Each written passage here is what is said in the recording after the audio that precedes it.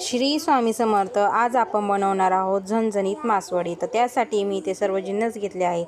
त्यामध्ये किसलेलं खोबरं, धने, मिरे, दालचिनी, उभा चिरलेला कांदा, त्यानंतर मी इथे लसूण घेतला आहे, हावरी घेतली आहे, तीळ म्हणू शकतात याला, काळा मसाला घेतला आहे, गोडा मसाला घेतला आहे, कढीपत्ता घेतला आहे.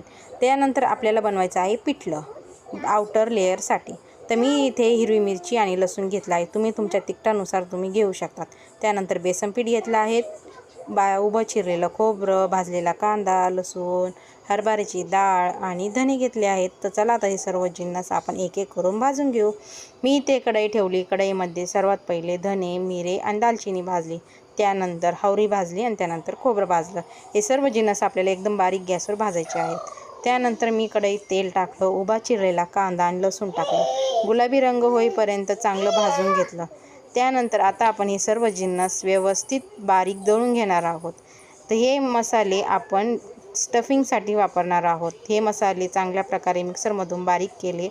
त्यानंतर मी इथे हळद, लाल तिखट, गोडा मसाला, काळा मसाला, चवीनुसार मीठ घेतलं आहे, कांदा आणि लसूण घेतला आहे. त्यातच हे मसाले टाकून मिक्सरला बारीक केले. हे दोन्ही जे मसाले आहेत, सुका आणि ओला मसाले, हे दोन्ही एकत्र करायचे. हे झालं आपले स्टफिंग. आता पिठलं बनवू. पिठल्यासाठी मी इथे कढई ठेवली. कढईमध्ये तेल टाकलं. तेल गरम झाल्यावर यात टाकली मोहरी, जिरं, हिंग, हिरवी मिरची आणि लसणाचा ठेचा, पाणी टाकलं. पाण्याला थोडीशी उकळी आली. त्यात मी टाकलं कोथिंबीर टाकल्यानंतर मी यात टाकले 1 वाटी बेसनपीठ.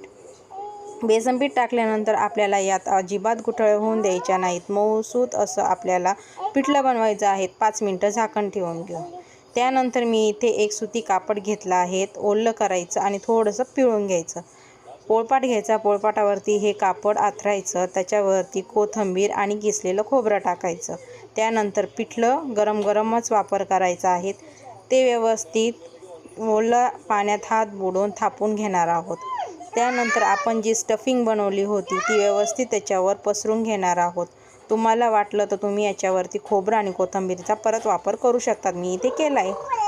आता आपण ही स्टफिंग व्यवस्थित टाकून या व्हिडिओत जसं दाखवलं आहे त्या प्रकारे आपण याच्या वड्या तयार करून घेणार आहोत. फक्त इथे एक गोष्ट लक्षात ठेवायची आहे की आपल्याला वड्या लगेच कट करायच्या नाही आहेत. ते थोडंसं थंड होऊन द्यायचं आहे. गरम जर वड्या कापल्या तर त्याला भेगा, चिरा जाऊ शकतात. त्यामुळे तुम्ही एक काम करू शकतात, हे जरा वेळ फ्रीजमध्ये ठेवू शकतात. तर इथे आपल्या मासवडीची वडी तयार झाली आहेत. आता आमटीचा व्हिडिओ बघायचा आहे तर पार्ट 2 बघावाच लागेल ना. चला तर भेटूया पार्ट 2 मध्ये.